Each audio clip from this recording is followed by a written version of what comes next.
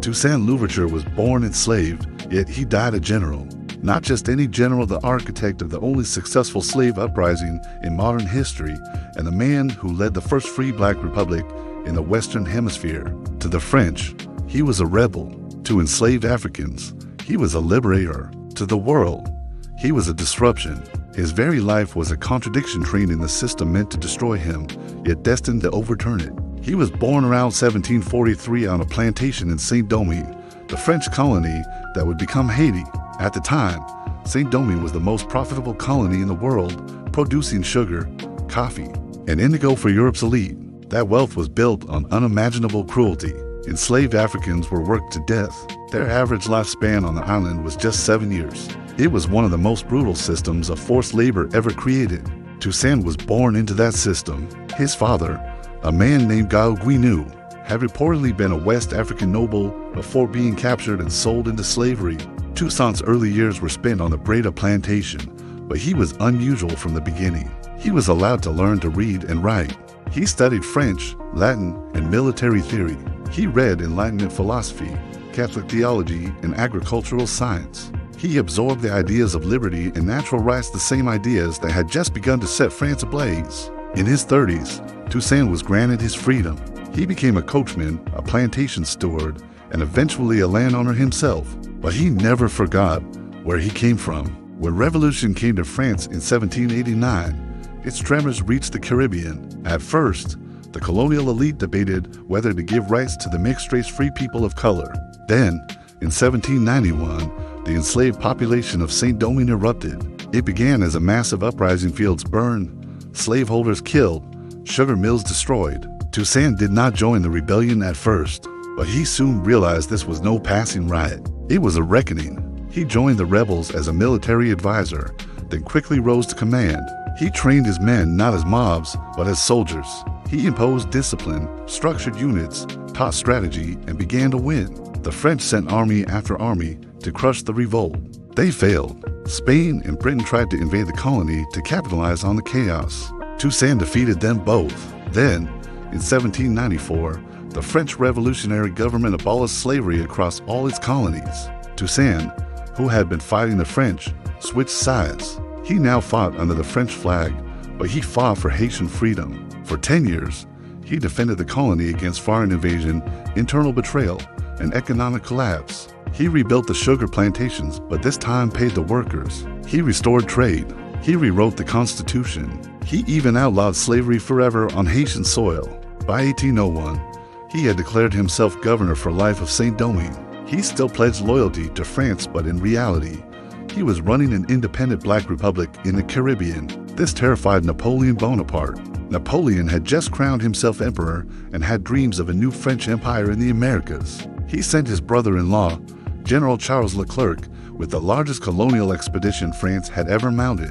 Their orders were to crush Toussaint and restore slavery. Toussaint prepared for war. The French landed with 30,000 troops. Toussaint's forces fought with guerrilla tactics, setting traps, burning fields, ambushing columns. Then yellow fever struck. Tens of thousands of French soldiers died, including General Leclerc himself. The French, desperate, offered Toussaint a truce. He agreed, hoping to protect the people and avoid more bloodshed. But it was a trap. In 1802, Toussaint Louverture was betrayed. He was seized under false pretenses, shackled, and put aboard a ship bound for France. He was imprisoned in a freezing mountain fortress, Fort Dieu, in the Jura Alps. There, cut off from his family, his people, and his homeland, he died of cold and starvation less than a year later. Before his death, he reportedly said, "In overthrowing me, you have cut down only the trunk of the tree of liberty, but it will spring up again, for its roots are many and deep." And he was right. His betrayal enraged his top generals, including Jean-Jacques Dessalines. The revolution reignited. The final war for Haitian independence began, and by 1804, Haiti declared its freedom. It became the first free black nation in the Western Hemisphere, the only nation born from a successful slave revolt, a republic led by people who had once been enslaved. Toussaint Louverture never lived to see that victory, but without him, it would not have happened. He had laid the foundation, built the army, inspired the people, and outmaneuvered the empires. His legacy is one of impossible contradictions. He fought under the French flag, yet was exiled by France. He championed Enlightenment values, yet died a prisoner of those who claimed to defend liberty. He was admired by abolitionists and feared by imperialists, celebrated by black revolutionaries and demonized by white historians. And yet, through it all, his legacy endured. Across the Americas, Toussaint became a symbol. In South America, Simon Bolivar looked to him. In the United States, enslaved people whispered his name. In Europe, radicals praised him as a living embodiment of liberty. In the Caribbean, his image was banned, his memory censored, because the powers of the world understood what he represented. That the oppressed could organize, that the enslaved could rise, that history could be rewritten from the bottom up. Even today, Haiti pays the price for that revolution. After independence, France demanded reparations from the new Black Republic payments for the loss of enslaved property. Haiti was forced into a century of debt. Western nations isolated it, punished it, and treated it as a warning. But Toussaint was not a warning.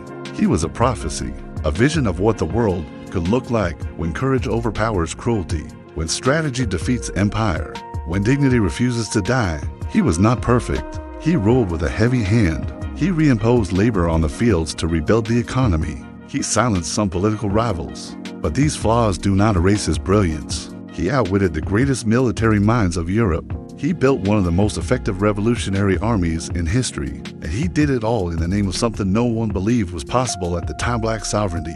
Toussaint Louverture changed the course of global history. He shattered the myth that enslaved people were passive. He exposed the hypocrisy of colonial powers that preached liberty while practicing slavery. And he reminded the world that the desire for freedom lives in every human heart, regardless of status, origin, or color. His name means the opening, a gate, a breach, a beginning. And that's exactly what he was: the opening of a new world, the first breath of a revolution that would ripple across centuries. In a cold mountain cell, far from home, he may have died in chains, but he left behind a nation that was born free. Toussaint Louverture was not just a general. He was not just a revolutionary. He was the beginning of the end for the old world and the seed of something far more dangerous: hope.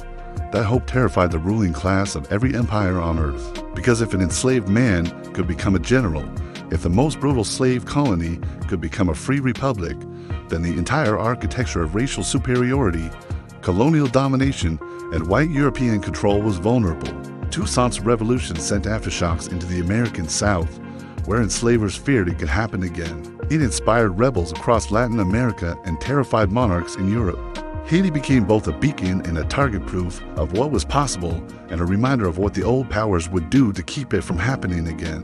Toussaint's genius wasn't just military, it was political. He knew how to leverage diplomacy, how to play rival empires against one another. He used the rhetoric of French liberty to trap them in their own contradictions. He wrote letters with the sharpness of bayonets, challenging the hypocrisy of men who claimed to believe in equality while profiting from chains. His leadership style was strict, but his moral clarity was unmatched. He believed that freedom meant nothing without discipline, that revolution was meaningless without a sustainable future. He built schools. He codified law. He appointed administrators. He didn't just burn the old world down, he built something new in its place. And that's why he was so dangerous. Because Toussaint Louverture proved that the formerly enslaved could govern, could lead, could build. And the world has never forgiven him for that. Even in death, his body was hidden, his grave unmarked, his name scrubbed from European history books for generations. But his revolution lived. It lives today in every struggle against injustice, in every community that dares to resist domination, in every act of self-liberation. Toussaint Louverture's revolution was never just about Haiti, it was about humanity.